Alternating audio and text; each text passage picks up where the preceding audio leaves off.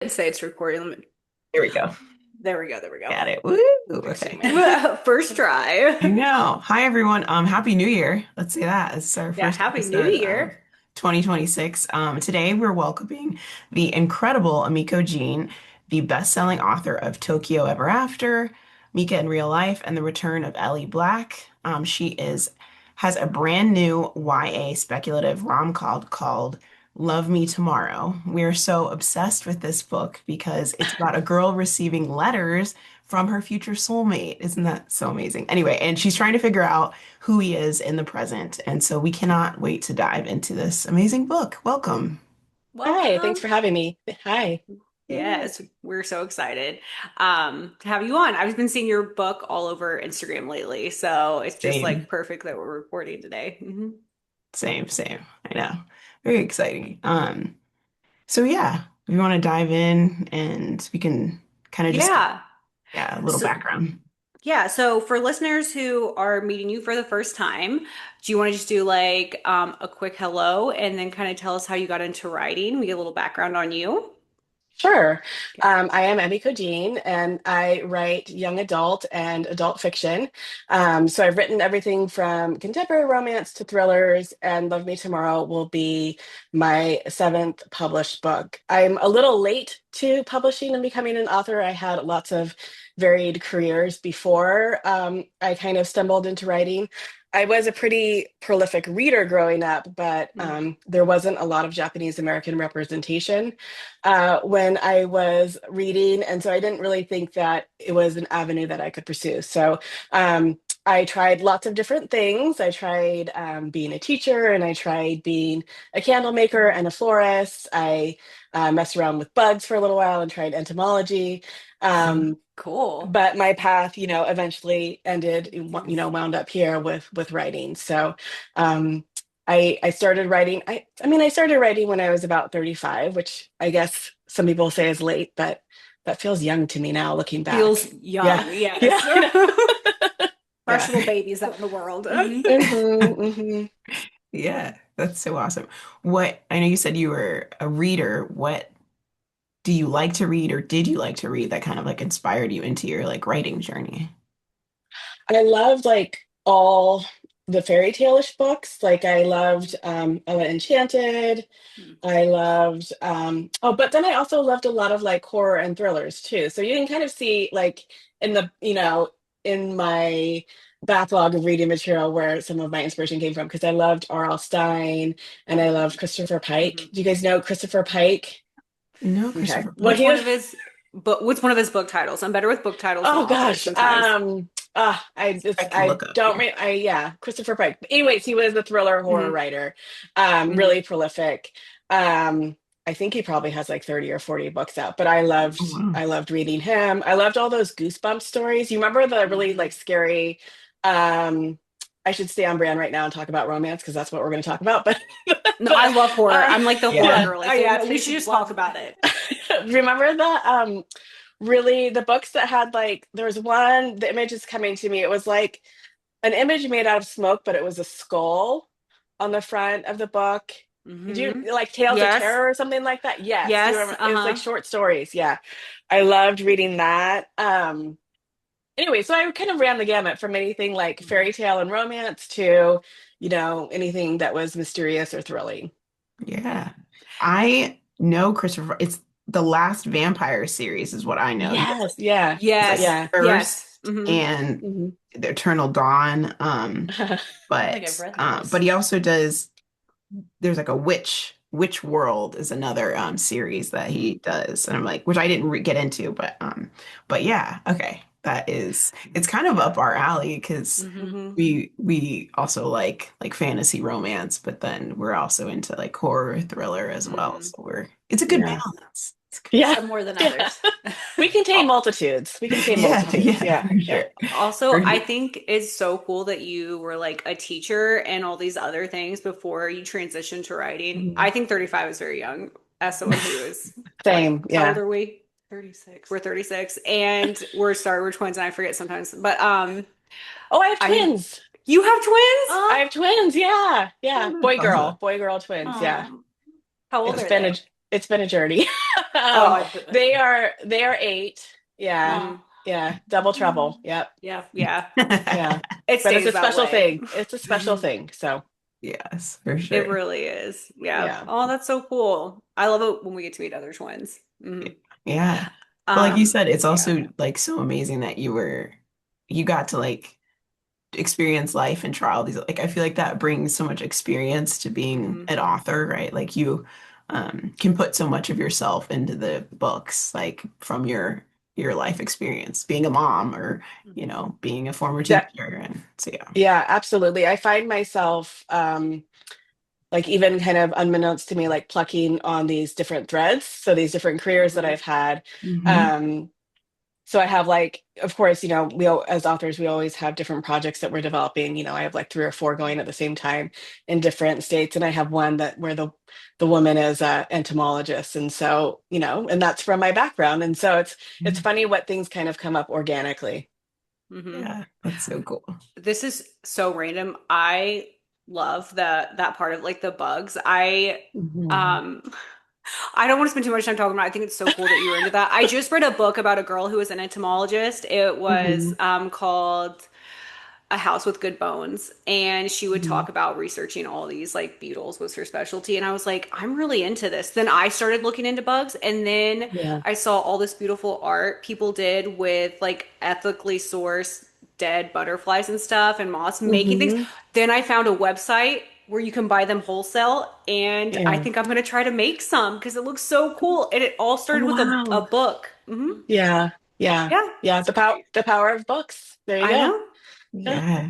And you can like literally find them like it's this wholesale website, and they make sure they weren't like kill it's like ethically like sourced Mhm. somehow to find them. And I was like, this is wild. I read a book about this girl who loves beetles, and now I'm looking up how to find all these bugs to make projects with. But yeah, I think that's really cool. It's so like niche. It's so Hmm. cool. Very cool.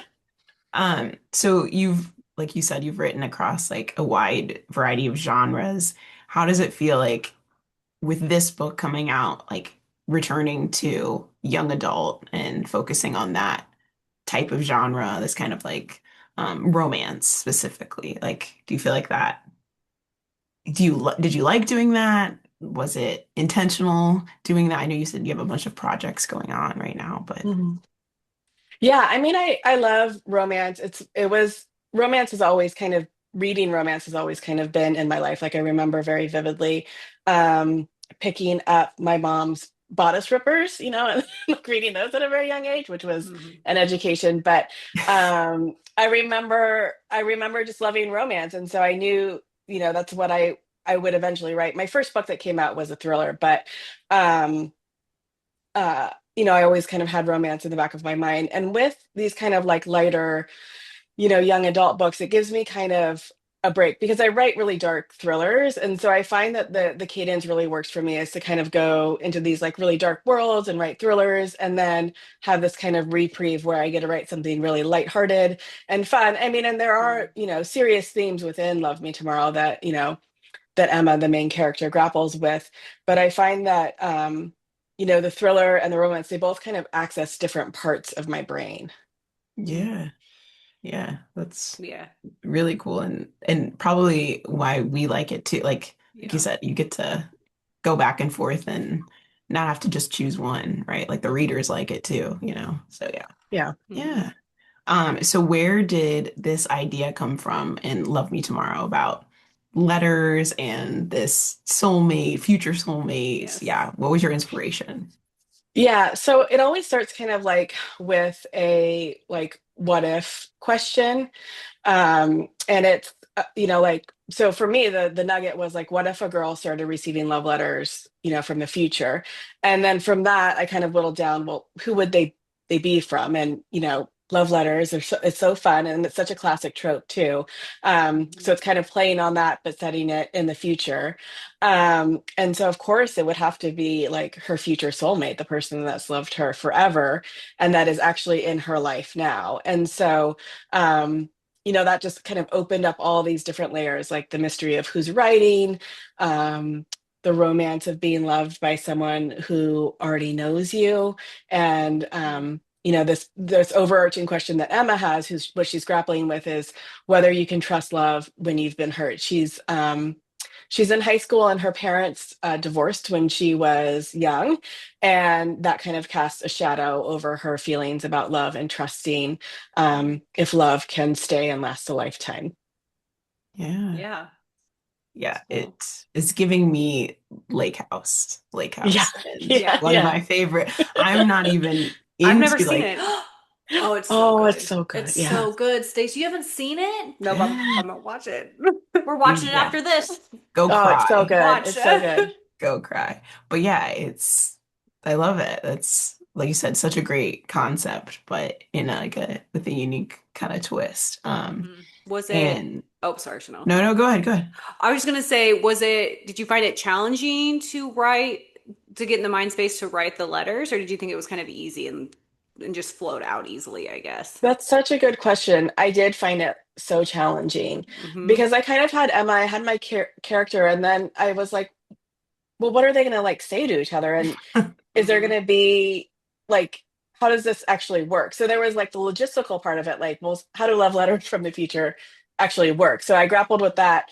And then also, I really wanted them to be able to have a dialogue because at first, when I wrote the book, he was just sending her letters. And um, I found that was like really static.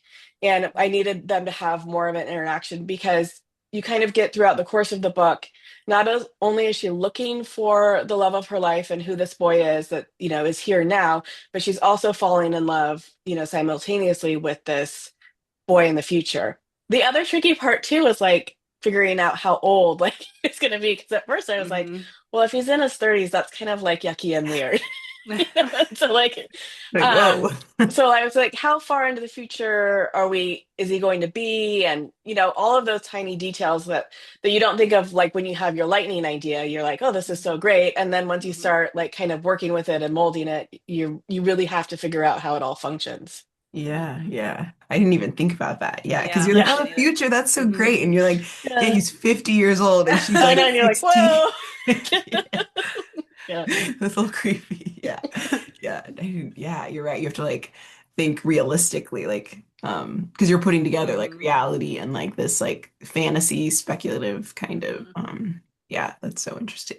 So Mhm. you kind of talked, right? We asked you why you like writing young adult and romance, but why do you think readers like connect with young adult books and specifically young adult like romance books? Like, what is it about it that has such magic? I mean, we've all been young adults, so I think there are universal experiences that we like to revisit. Young adults by and large are their coming of age stories. That's what that's kind Mm-hmm. of like where they all sprout from um, is how we were growing up and how we're grappling with, the world um, outside of us. And I also think it's kind of cyclic. Like we don't just come of age once. Like I feel like I've come Mm-hmm. of age like 8 different times in my life. Oh, I And so I love think that's that. I Mm-hmm. think that's why we go back to, Mm-hmm. young adult literature, because we're revisiting that time where we first experienced it and how we experienced it, um, and kind of figuring that out all over again. Mm-hmm. Yeah, and resonating and being like, oh, I wish that happened to me, or I, Mm-hmm. Oh, for sure. There's a fantasy element of it too, right? I yeah, mean, Mm-hmm. I was such a sheltered, dorky high school student. And like same, sometimes same. I Same. sometimes I have this like, man, if I could go back knowing what I know now, like I'd kill it. Like I'd be so good at high school. Right. Yes, So maybe crushing.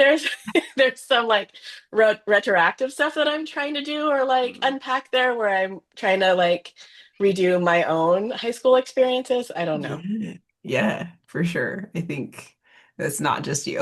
Yeah. Not just you. Yeah. And I love how you said that it's cyclical, like this coming of age. And I was just thinking, Yeah, that makes so much sense. I know recently for me, I can speak, I have like two young kids now, and I got back into reading young adult. We just reread The Hunger Games for the podcast and stuff. And so it kind of Hmm. put me in the mood. And it just makes you feel kind of like nostalgic, I guess, to be that young Yeah. again. Yeah. And even when you said Hmm. earlier about Ellen and or Ella Enchanted, I can remember reading that in middle school, like instantly thought of me and Ashley, like in our little small shared bedroom. I can like see the Yeah. original cover and everything. So Hmm. I think young adult still has my heart too, and probably a lot of people, because it just gives you this very nostalgic, like anything can happen, you can always start over kind of thing. Like, yeah. Yeah. But Hmm. you also Yeah. did mention that you write serious themes in your young Hmm. adult book, and we've talked to quite a few young adult authors as well, and they say the same thing. Like, it doesn't have to be this babying down of like, No. cutesy romance. Like, you Yeah. can Hmm. also these are teens and young adults that are going through real things, real politics, real Hmm. romance, real friendships. And so it's like they are experiencing the world and they can grasp like real hard concepts if you put it in a Hmm. book and in a way for them to understand. And so yeah, it doesn't have to be just like making them feel dumb. And I think that's what a lot of people they see young adults and they're like, oh, it's just baby books or little kid books. But there's some really there's some tough issues that get addressed. I Hmm. mean, you just said Hunger Games. That's like Yeah. young adult technically, you know. So Hmm. yeah. Yeah, absolutely. I think, young adults, they're smart and they're serious and they're very competent. Hmm. And, within, at the surface with Love Me Tomorrow, it seems very bright and bubbly. And overall, it's a very positive novel, but it does wrestle with, very big questions, like very big philosophical questions about fate and future. Hmm. If you can trust love, and Emma's identity too is packed a little bit in there. Um, and uh and then her kind of this trauma that she has with her parents' divorce, and so she's kind of unpacking that at the same time of these letters kind of changing the way that she thinks about everything. Yeah, for Yeah. sure. For sure. Yeah. Was Um, it go ahead, go ahead. Say no, I go was ahead. just Say. gonna say I love the fate aspect of the book and the Mhm. writing letters. And so when I guess when you were writing it, was it challenging to get out there the fate of it all and like the free choice in it and like Emma's free like getting to that part with it, if that makes sense? Yeah, I mean, yeah, it's kind of like those questions of like, if someone from the future tells you they love you, is that fate, Yeah. and are you bound to it, or and like, does knowing that the future change it? um Yeah. Hmm. and so in some ways it can, I could have gotten very deep in kind of like this like science fiction element of it, which I didn't, because it's not a science fiction book. But I think that's so interesting. And, it comes down to like kind of that fate versus free will, which is kind of like a Hmm. classic question that you see in a lot of books. Mhm. Yeah. Yeah. Yeah. Which is again another hard concept that you're putting in like a young adult book, that you're like, Hmm. yeah, these readers, they can grasp that, they can understand that. Oh, for sure. Yeah, Yeah. Oh yeah. Yeah. yeah, Absolutely. yeah. Um, so you said you kind of had an idea of who your main character Emma would be. Did you have an idea of who like her soulmate would be? Like, how did that, we talked about the letter writing, but how did you come up with her love interest? Yeah. That was so hard because I wanted there to be multiple love interests. And so in this book, there's three like possibilities, maybe four or five if you kind of look at even more of the side characters. And I kept swapping them out. Be like, because you really want the reader to buy into every love interest and be like, oh, I could see her with him, and this is the way that he compliments her, and this is the way they'd be a good match in the future. And so at the same time, I was buying into each of the romantic prospects. Um, and so I did have one in mind, and then it's kind of one of these things where you're writing the book and the story is telling you what it wants, instead of, I was trying, I think, to put too much of my own hand into it. And I kind of realized, I think, in one of the final stages that, oh, this is the boy that it needs to be from. Um, And once I had kind of given over to that, the story really kind of ended up tying itself together and crystallizing, I think, in a nice way. That's Mm. very cool. That's Yeah. really cool. Like, okay, this is kind of a side question, but like, does that happen a lot with you writing books, like where you feel like you said, the story kind of writes itself, or do you feel like you, for the most part, stick like to your like original idea, original plan? So I'm a big plotter, so I write like very intense, serious outlines before I start writing because I like that kind of control aspect of knowing where I'm going. So I usually know where the character is going to start and where they're going to sort of like end up, what their emotional arc is going to be. But there are always surprises along the way. And I actually, when I started this book, started writing it not knowing who was writing to her from the future.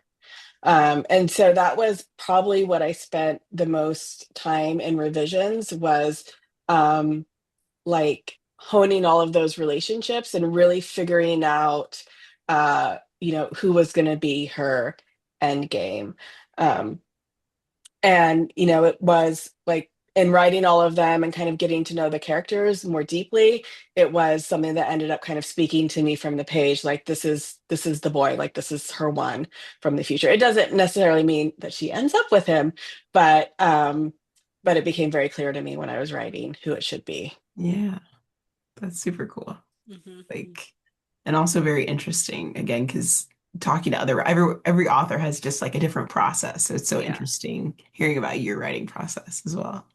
I mean, I've had editors tell me, like, when I've, sent in other manuscripts, they'll often be like, this isn't the story, this isn't what the story wants to be, you know?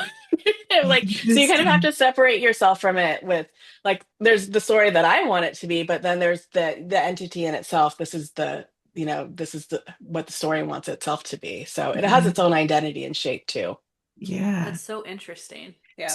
How do you feel like when you were like an early writer, now that you've written like multiple books, do you feel like you're better now that you have experience of like sensing that versus earlier on you were probably like I'm assuming you were probably very rigid and like focused and being like, no, this is what I have, this is what I want it to be versus Yeah. now you're like maybe more open-minded, like you said with your editor, where you're like, no, I'm sensing the story, it has an identity. Mhm.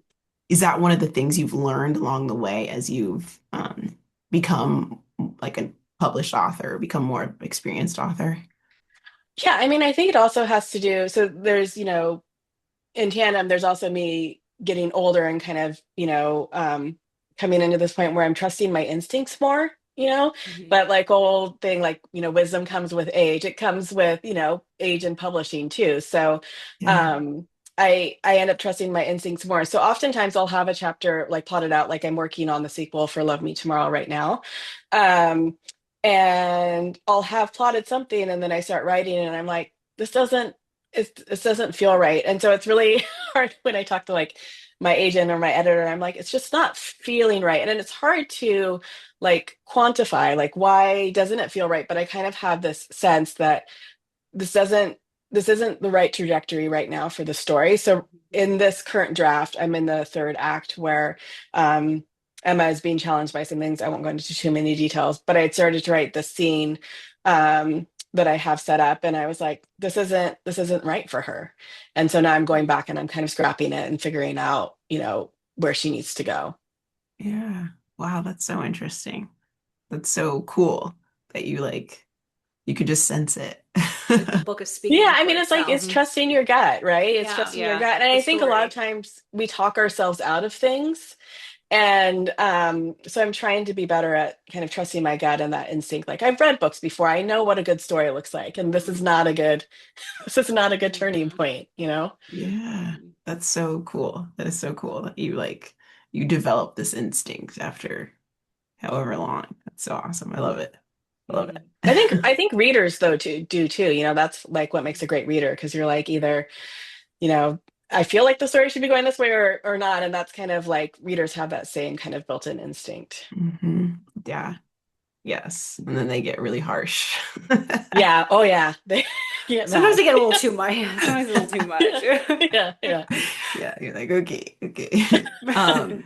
Okay, if you could send a letter to your younger self, what would it say? Mm. Oh, such a good question. I was so hard on myself when I was young. Mhm. Um, I guess that's what I would say is like, you don't, it doesn't have to be perfect. You don't have to be Mhm. perfect because I was pretty anxious and I just remember, um, like my inner voice being so critical. And I wish I had been kinder to myself. Mhm. Oh, Yes, I yeah, I think love that's that. a great thing that we all three of us, and I'm sure many listeners can like resonate with because I mean, yeah, I mean, I think it has a lot to do with girlhood and like I grew up in Mhm. the 80s and 90s, which wasn't a great time for female like body Mhm. positivity and all that kind of stuff. um, And so for sure. um I wish that again, what I know now, if I only knew Mhm. then, you know. Yeah. Yeah, Yeah. for sure. It's For so true sure. because I mean, we grew up in the same time, and it's just like now you see like the TikToks and the people make of like the 90s, like of women being so thin. And sometimes I wish I could just Hmm. be like, it's not a great thing. And eventually it'll be more like body positively will be Yeah, better, more especially for inclusive. girls. Yeah. Mhm. And yeah, I love the inner dialogue part too. I'm sure you guys were like harsh critics too. My youngest sister told me one time, I mean, even recently, I still have harsh thoughts. And she was like, oh, well, you spend a lot of time in your head. You better make it pretty up there, like nice, be nice to yourself. Oh, And so I I think about love that all the that. time. I know. Yeah. I was like, Decorate the why? room in your mind. Yeah. I Yeah. Yeah. was like, Oh, my I Mhm. little love that. my little baby sister giving me advice in my 30s that I think about every day now. Yeah. Yeah, Yeah, it's true. be I mean, kind. like, not to take this totally off course, but Mhm. I do remember like even the shows in the media that we grew up with. Do you remember that there was that show like The Swan where they did the plastic surgery Yes. makeovers? That Yeah. was wild. And formative. Like I vividly still remember it. So that's how kind of formative it was Yeah. Yeah. for me and how I looked at myself and my body and what hmm beauty was. And not to mention like being, Japanese American, like there were no dolls that Yeah. were Japanese American. There was, hmm so there was no standard of beauty of being Asian for me. And so I was like, oh, Yeah. well, white people are these white is the most hmm beautiful thing. Hmm. Um, so I grappled with that a lot when I was growing up, hmm as feeling like I belonged and that I was, beautiful and that I had kind of a place in the world. Hmm. Yeah. So, Yeah. Yes. hmm It's and that's again, like I think too, I guess, going back to your question of like why I go back to young adult is hmm because that representation wasn't there. Yeah. And mhm. so I'm kind of writing what I had wanted when I was a little girl.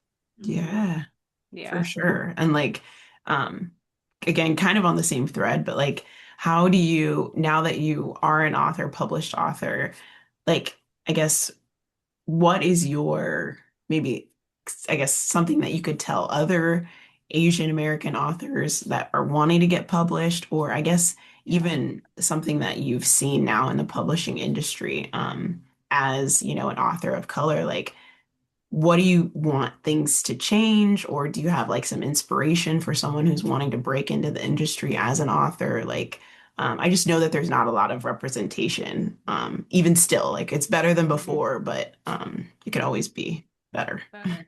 Yeah. It's so hard because this is like it's still very much part of my journey. So Mhm. I don't feel like I have mic drop, I don't have a mic drop piece of advice. Yeah. Um, I think that it's just so important. And this is something that I didn't do with my first book.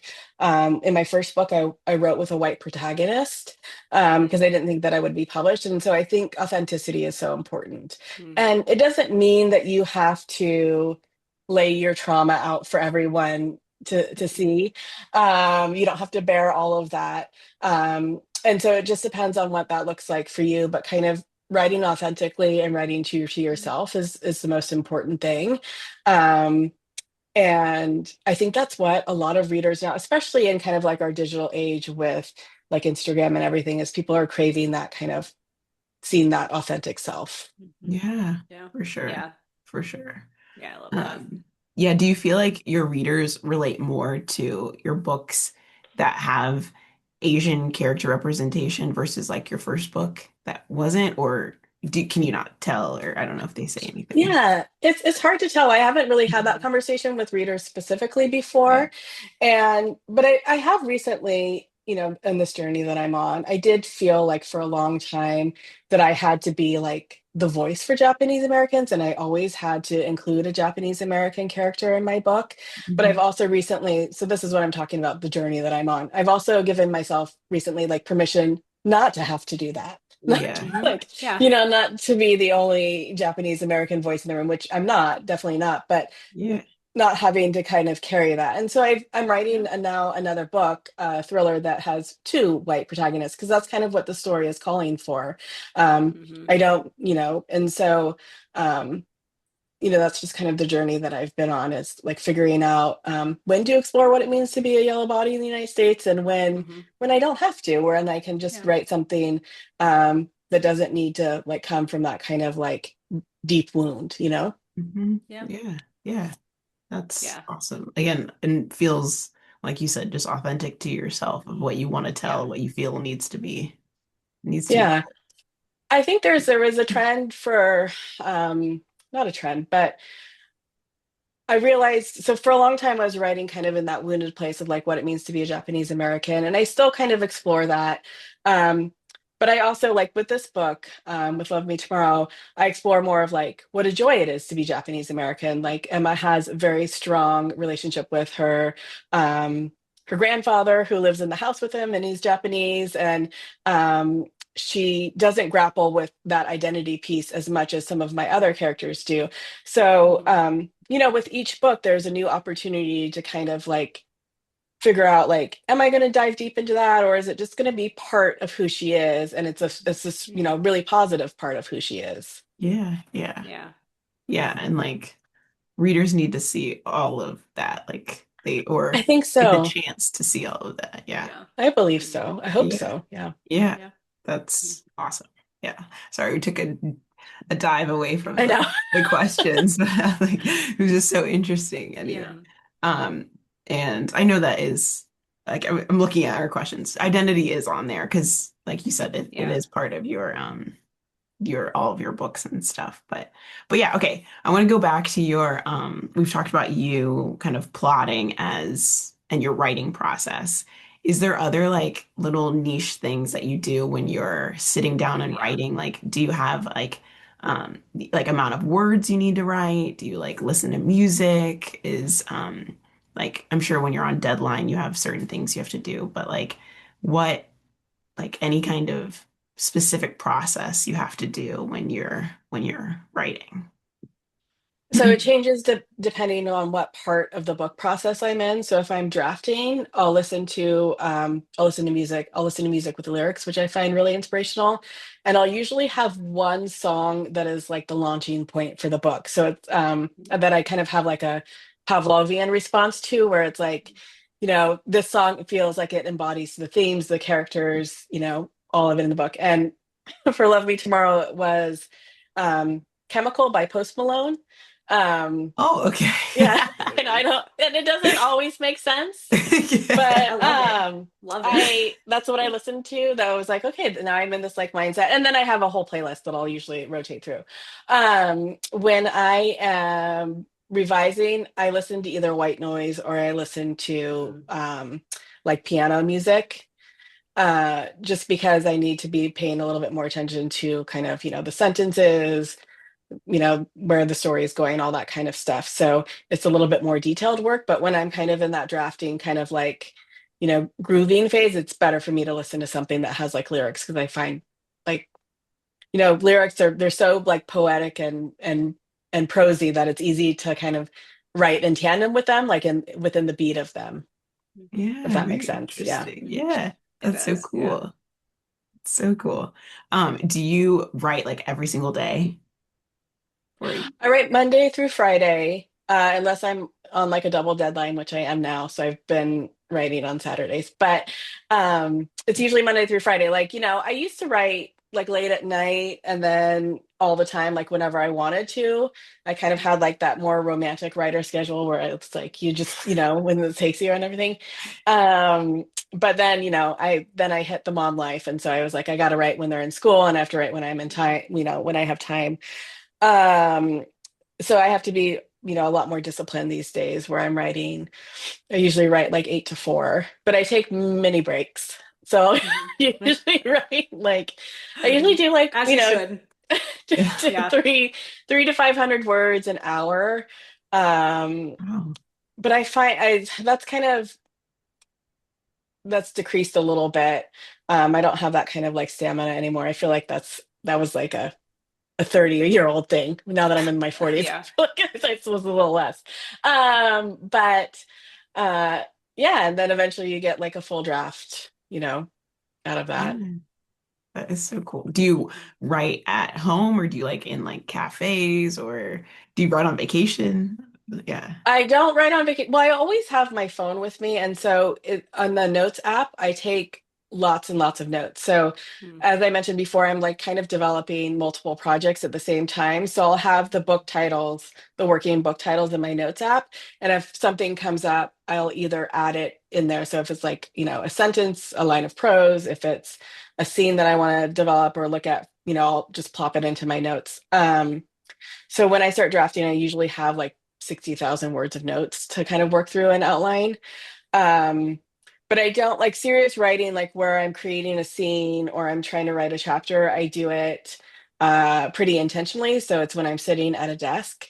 And this is our home office. This is our shared family home, but I have Mm. an office that I rent that is way less pretty. And it has like Wow. and it has just like white walls, and it's like a little box. But I go there, and that's usually where I draft. Wow. You don't even write in the pretty room. Oh, wow. No, You're so intense. It is beautiful. it's like there's no windows. Like on the street, there's no windows, and it's like when I rented it, I was like, I just want it to be really quiet. And they have this. It's like in one of those shared workspaces where you can write, like rent private offices. And they were like, Mhm. well, we have this like corner that like nobody ever really goes to, and I was like, that sounds perfect. I'll take it. Perfect. Yeah. You're like S- no But like it's distractions. sometimes like the lights are on a timer and they'll like all turn off, and so I have to like wave my arms and get them to turn back on. But that's very discounted. No one wants. that's my happy place for some Yeah. Yeah. reason. Yeah, Yeah, whatever works for you. Like you said, if it helps you really focus, that's yeah. so funny. Mhm. I'm like picturing you in this beautiful office and you're just like No, it's this I'm dingy in like a corner. white room. Yeah. That's so funny. I love it. Um, yeah, that's so great. Okay, so for this book specifically, were there any like surprises or things that you just were not expecting that ended up in the book, or even just were kind of hard to write? I know we did briefly mention it was challenging with those letters, but yeah, what were kind of some unexpected surprises in writing Love Me Tomorrow?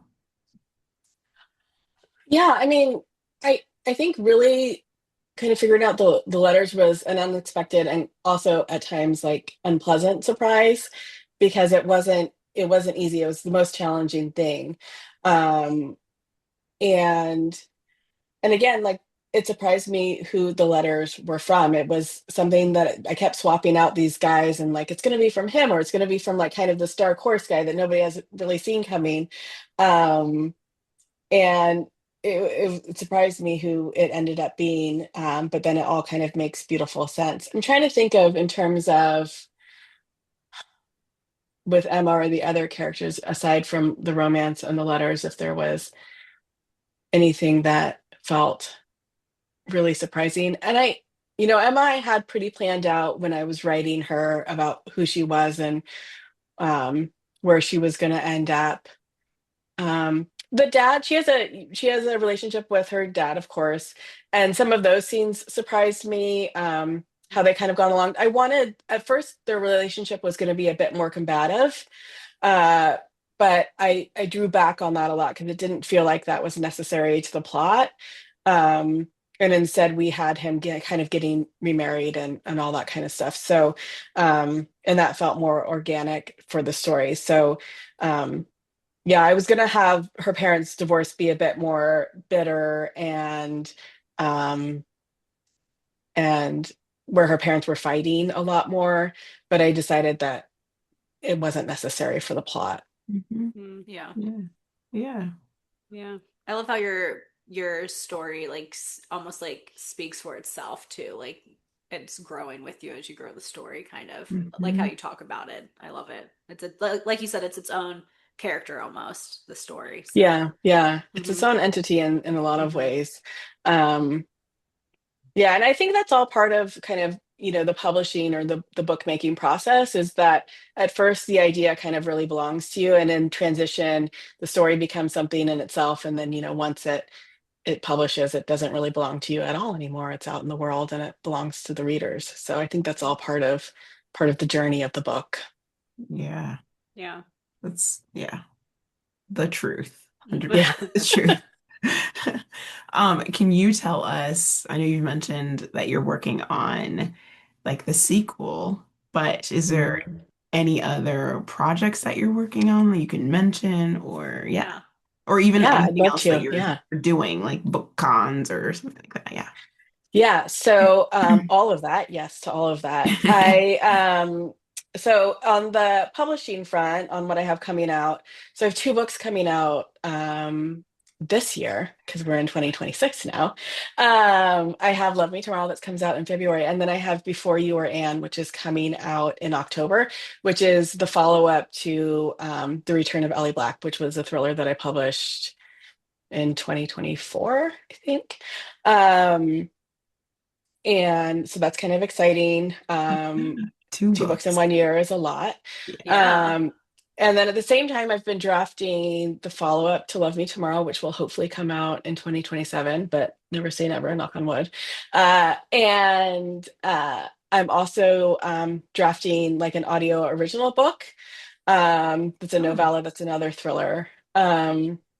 Yeah, and I just have more ideas that I'm excited to explore. In terms of where I'll be and what events, there are some that I don't think have been announced yet, so I'm going to try to be very careful and sort through everything. So I'll be mhm. at Powell's for the launch of Love Me Tomorrow, Powell's in Beaverton, Oregon.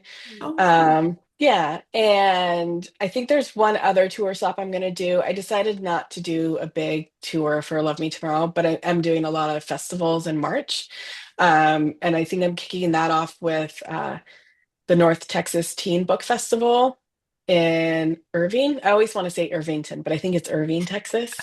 And then the other ones haven't been announced yet, so I can't say, but I'll definitely post them on my social media when it's time. Yeah, that's awesome. I love Powell's. Like I Oh went yeah. to, yeah, I was in Seattle. That was when um, but I was like, this bookstore's amazing. Oh, it's incredible. It's incredible. Yeah. I used to walk from when I was going to college in downtown Portland from my campus all the way to Powell's. And I would buy, I mean, you could, buy books for $2 or $3. And so I would just get a Mhm. stack of books, and I didn't have a television. And that was before like Instagram and all that kind of stuff. So I just Mhm. buy a huge stack of books and, walk back and read all You're like, weekend. I'm ready. I'm ready for the Yeah. weekend. The Yeah. dream weekend. Yeah. Yeah, Yeah. Yeah. that's awesome. Okay, can you tell us like since again you've written in a wide variety of genres, but like is there any genre that you're wanting to write in next or that you it's kind of like a dream genre that you like would like to incorporate in the future maybe? Yeah. So, and you can kind of see too where this comes from after writing Love Me Tomorrow. I love speculative fiction. I think I want to write more speculative fiction. It was Mhm. so fun. Like grounded speculative fiction, like this book is. I don't need to get too wild or in the weeds. And I also, I have been playing or just recently toying with a science fiction idea, which I feel very underqualified to write because I'm not a science person. Like I don't know physics and everything like that, but I've been kind of playing around with a little science fiction idea. But Yeah, uh, it's So fun. what I have kind exciting. of in the pipeline is all thrillers and Okay. everything like that. So Yeah. yeah, maybe Yeah. in the future. Yeah, that sounds very fun. And who says you need to be qualified when you're an Yeah. author? You just, That's true. you That's know, true. do Yeah. You get it. to make it up. Yeah. Yep. Yep. Yeah, you get to make it up, And then you research the back And then end. That's what yeah. I'll say when Mhm. they come from like the, I'll be like, I made it up. They made it Don't up. worry It's about fine. it. It's great advice. Yeah. Great Don't advice. worry about it. That's great. Okay, just some like fun lightning round questions before we wrap this up. But okay, who would play? Well, okay, this might give it away actually, but who would Hmm. play the future soulmate letter writer in the film adaptation of Love Me Tomorrow? That totally gives it away, doesn't it? I don't think I can say. Yeah, I Yeah, don't think I Yeah. yeah. can say. Because then we'd know what he looks like, Yeah. what he Yeah. sounds like. We'd be like, yeah, it gives it away. We want people to read the book. Yeah. Okay. All right. Okay. How about what is your favorite rom-com couple of all time? Ooh, Slash your yes. favorite rom-com, maybe. Like if you That's can't so pick. hard. Oh, That's so hard, man. oh, Yeah. that's such a tough question. I loved uh the answer that popped into my mind was January and Gus from Beach Read. I love them. Um, Yeah. but there's so many to love. I don't feel like I Hmm. don't know if that's my best answer. Yeah. Yeah. Yeah. Yeah. It's really hard. That's hard. Why are we So giving her these hard. questions? Who are Okay. yours? Who's Yeah. yours? Yeah. Do you guys? Do you have one? Oh gosh. Hmm. I know. See, it's Rom-com. I know, I'm trying to think of my favorite one. I love a grumpy sunshine character yeah. That's why I think duo. I was drawn to January and Gus. I Hmm. liked Oh. and like when they have just the banter. I like, Yeah, the banter is always Mhm. so good. yeah, Yeah. it's Ooh, I know tricky. this actually is really. I Yeah. always like Harry and Sally from When Harry Yeah. Met Sally. Like that is Oh, yeah. like Yeah. Well, I just didn't know we could go that far back in time. oh Okay, now I need to yeah, like you can. Yeah, evaluate you it. can. Oh Yeah, we yeah. go far Now back you as really forward. widened it Yeah. for me. Uh-huh. I don't know. Yeah. I'll stick with that so we can keep going. But Yeah. um, oh yeah, I know, Harry I'm and trying to Sally think now. was a I'm good like, one. for some reason, my mind instantly, because I was thinking like book rom-coms, Yeah. that Nikki Payne book, Pride And and In protest. protest. Protest. I really, because it Mm, was like a very like interesting duo. I like that one a lot. That's a Yeah. Grumpy Sunshine too. Yeah, it was yeah. Sunshine. I like that. Hmm. And well, I just watched multiple times Heated Rivals on HBO, so that's all I can think Oh about. So I'm yeah. like, I really like that. That's probably kind of a rom-com. So I really Yeah. love that was Sure kind it of is. sure. Yeah. I really like that right now. Yeah. That's awesome. I love it. Okay, what is a young adult trope that you love, you're never going to get tired of? You could read it or write it all the time. Mm, I really am into, well, it's gonna give away things about the book, so I can't say that. Okay. Um, I love good like forced proximity. Like, Hmm. you know, we're trapped in this like winter cabin and there's only one bed. Mm, That's yeah. always fun. The best. Yeah. I do love, you know, the grumpy sunshine trope. That's fun. Like enemies to lovers. Yeah. But the one that I'm Hmm. really into, I can't really say because it's part Okay. of Give it it gives away. away Okay. the book. Yeah. All right. But those are I some good ones. I mean, we yeah. love a Yeah. one bed trope. Yeah. Yeah. Gets us going. Chanel, I know you were thinking instantly when you asked that question was like dystopian for Chanel. She loves dystopian young Oh adult Yeah, yeah. books. yeah, just Hmm. a Yeah. good dystopian setting that always sets everyone Hmm. up for greatness. Hmm. Yeah. But yeah, forced proximity is also a really good Yeah. one. Hmm. Because then they have to be together. They have to Yeah, they have to. Hmm. make it work. Okay, what is the snack, or it could be a drink, you might if you don't snack, that you have to have when you're writing? Yeah, so I eat a lot of candy, I'm not gonna lie. Like I love Skittles or hot tamales. Oh, Like I'll just be eating that hot and ready but tamales, in my spicy. windowless room. Yeah. Yeah. So I'll I usually love. snack on that when I'm, you know, when I need a little pick me up. Yeah. Yeah. Oh my Hmm. goodness. You were just burning your mouth, those hot I tamales. know. God, I could never do that. My Okay. kids like them too, which is so wild. So Yeah, I can't do now them, it's like our but thing. It's our thing now. Yeah. Awesome. You, That's so funny. I love it. I love sour candy, and I was eating Uh, like, which I guess sour Skittles aren't that sour, but like I let my son try it, and he loved it too, and I was like, oh, yeah. maybe they're just not sour enough. I don't know, but No, Yeah. yeah, you we guys love a are good sour Yeah. crazy. It's candy. kind of wild. I bet Hmm. they love it. And you know, Hmm. we just share boxes of hot tamales. I Hmm. love it. Bonding. Bulk buying it. So So that's the mother, you know, child bonding Uh-huh. experience. Yeah. Yeah. yeah. Hmm. That's awesome. I love it. That is awesome. Okay, well, we can wrap this up. We do, if you want to explain, we do like kudos. You can explain that, Stacy, and Yeah. yeah, then we'll So, move on. we like to do kudos at the end of our episodes to wrap it up. Just something that like we like that happened during the week, or we want to like shout someone Mm. out. It kind of calls back to when we started this podcast. We were really obsessed with fan fiction, and so like at the website AO3, you can like leave kudos for good books you read or whatever. So we just like Hmm. to always end on like something positive, I Positive. guess. Yeah, Yeah, yeah. yeah. Hmm. So Oh, we, that's a good idea. yeah, Hmm. yeah. We just say, Will you guys go? Will you go first so I Yeah. can Oh, yeah. give We you will. my yeah, And idea? no Okay. pressure. You don't have to if you Okay. don't want to. Okay. yeah, yes. Tell us how great we are. Yeah. Go ahead. Go ahead. Okay, so my kudos this week is probably for Ashley because she came over today to hang out, and we're gonna attempt to go to a bookstore after this Woo. with my 4-year-old. So she's gonna help me. Mm. And I've already told him we're going to the bookstore and you can look at because he likes looking at like the little we go to half price books and they have like little Mhm. discounted toy section. He calls it the guys. That's where he looks for his guys. So Aw. I'm really thankful and happy that you're coming to help me. So yes, that's my kudos. Yay. Oh, and obviously you for coming on the podcast and Oh like yeah. taking the time. Sorry, my mom brain is actually happening a lot right now because Yeah. Of I'm just like all over the place. But yes, thank you so much for taking time. We've been looking forward to this. course. Yeah. Of course.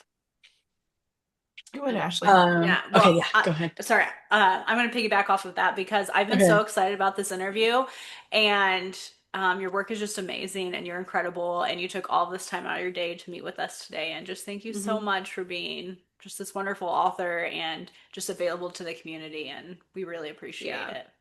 Oh. Yeah. Hmm. Again, I'm gonna copy and say thank you. This was such a great interview. It was so Yeah. fun to chat with you and get to know you, and we're super excited to read your book. So Hmm. kudos to you. Thank you so much, Emmy. Oh. Well, I didn't know this was going to turn into like It's a a love compliment. fest. It turns into a That's Yeah. love so fest. nice. Yeah. Yeah. Oh, this is a great way to end it. I've never ended a podcast this way, and Yeah. it's such a great thing. Yeah. I'm going to give kudos to my husband who took care of the kids while he was sick because I had to Um, do some work.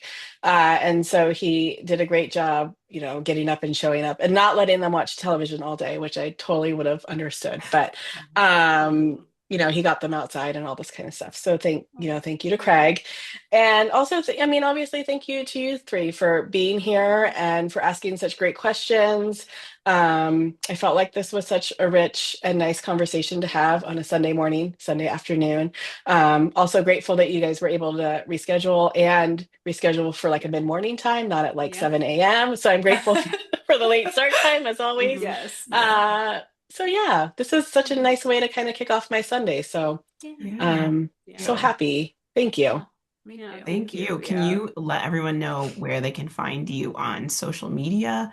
And also, Mhm. I know you mentioned it before, but when Love Me Tomorrow comes out so that Oh everyone yes, yeah, yes, yeah. My publisher thanks you for that. So, can. uh, Love Me Tomorrow comes out on February 3rd, and it's up for pre-order now. I do have signed copies available through Annie Bloom's books, and I'm going to be including a special pre-order incentive from there with some original artwork. And I'll post that on my Instagram, which is Emiko Jean Books. So if you're interested in any of that, please take a look and order from Annie Bloom's. It's a local indie. They're fantastic. And I want to support local indies. Book two is in the works. So the letters aren't finished with Emma yet. We'll have a sequel soon. And I think that's it. Did I get it all? Yeah. Yeah. Update, sequel, pre-orders, and book Social two. media. Yes. Yes. Yeah. Oh, Yeah. Emiko Jean Books, only on Okay. Instagram. I think Instagram. I might have like a defunct Facebook account out there, but um, it keeps kind of like showing back up because I remember when this is never mind. I was gonna say, remember when you could only sign up for Instagram if you had a Facebook account? Yes. Yeah. Yes. Yeah. So I was like, We're that it's still old. like We're it's like that still old. attached. It's still the Facebook, my old Oh, Facebook yeah. account is still like attached. Anyways, but that's all. Okay. Yeah. Instagram, Emiko Jean Books. Yay. Perfect. Check it out. Go Check it follow out. her. Yeah. Yes. And get Love Me Tomorrow. Yay. Yay. Yes. You want to lead us out? Yeah. Thanks for listening, guys. Make sure you check all this out and make sure you read what you like.